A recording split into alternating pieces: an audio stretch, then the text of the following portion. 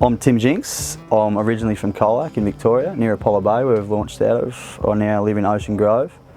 I'm a chippy by trade, but I've gone into the hospitality game and own 2 bars. Just ducked over to King Island for a couple of days. We found a bit of a break in the weather and thought we'd go over and try our luck at some big crayfish. It's pretty crazy. It's very clear, for a lot clearer than you'd think, being exposed to the southwesterlies and that west wind. It's a lot clearer, and I suppose it's more tropical than anything. And being so far south, you don't really expect that, but we've got some really good clear water. You're just there by yourself, I suppose, in a whole different world, and you can see anything: eels, sharks, octopus, big crays, big sweep. It's just a different world. If you could live under there, I'd definitely be under there. Yeah, a lot of years goes into learning how to catch crays, I suppose, but patience is probably a big thing. Cray diving's not easy. It's some you luck out on, and they're in a ledge that they can't go back too far, and you can just pluck them out. But the crevices that aren't exposed, you gotta be patient. You gotta sort of take your hand in, see their reaction, I suppose, and sort of take it from there, I suppose.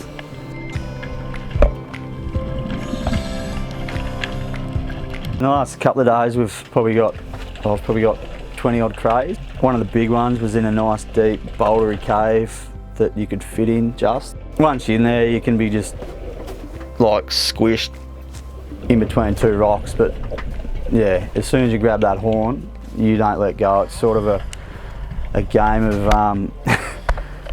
whoever's going to let go first, I suppose, and just make sure it's not you. Just hang on and shake, wiggle, push, pull, do whatever you can to get that cray out of the hole, I suppose. Yeah, so I've always had a massive love of seafood. My pa and dad and everyone sort of taught me how to hunt and fish, and it's sort of been in my blood, I suppose, ever since I was born. And yeah, I think I like diving the most, just for that, like I said before, that solace under the water, just being left alone, and no one can really annoy you, I suppose. That's the whole thing with me. I love the whole hunting, gathering side of things. Mate, how good was that? So good. Oh, I think we got a 10 pounder maybe.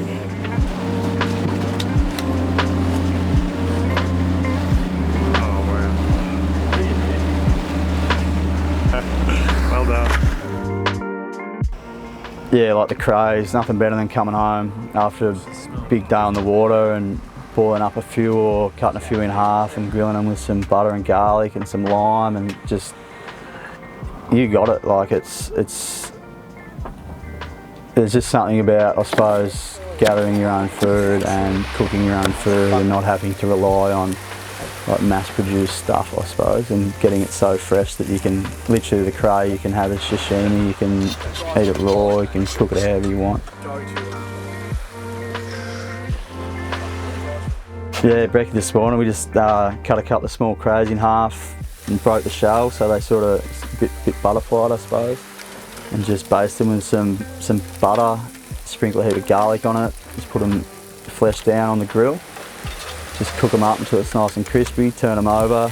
If you can, try and steam them with a lid. If not, just turn it down, just let them cook slowly, otherwise they get a bit tough. But yeah, there's nothing better than a cray that's still trying to walk off the hot plate, I suppose.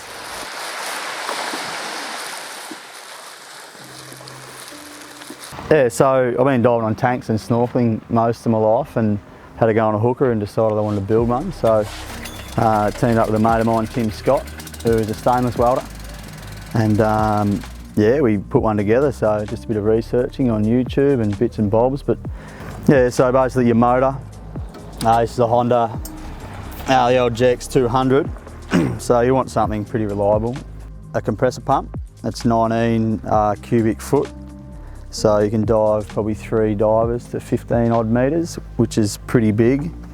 Basically runs into the whole frame's air storage, just so if something does go wrong, it cuts out, you throw a belt or something, you still have enough air to get up. You probably got a couple of minutes for 2 divers.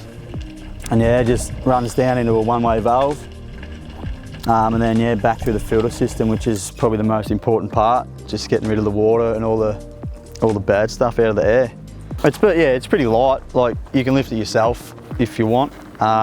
2 people, very easy, but you could quite easily take that over to Beachport or something in the back of the ute, park the ute on the rocks and just run a hose out from the rocks instead of using tanks. But I use that in the tinny down at Peterborough.